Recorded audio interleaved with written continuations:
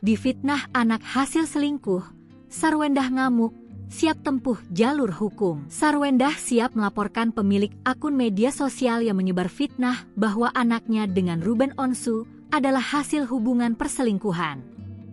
Di tengah suasana yang masih berduka setelah kepergian sang ayah, Sarwendah dan Ruben Onsu justru diterpa isu tak sedap. Anak pertama mereka yakni dituding hasil dari hubungan gelap Sarwendah bersama pria lain. Tudingan tersebut disebarkan oleh akun TikTok Vinaran. Dalam setiap unggahannya, akun tersebut menampilkan wajah anak Sarwendah dan Ruben disertai narasi bahwa ia adalah anak hasil hubungan Sarwendah dengan pria bernama Paulus Pinontoan Tirajoh.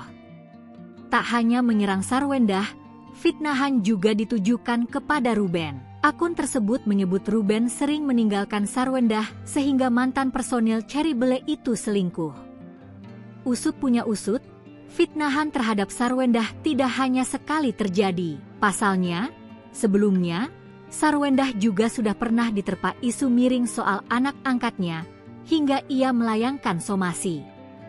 Sarwendah pernah dituding memiliki hubungan spesial dengan anak angkatnya. Seakan geram dengan fitnah yang tak ada habisnya, Sarwendah pun siap menempuh jalur hukum.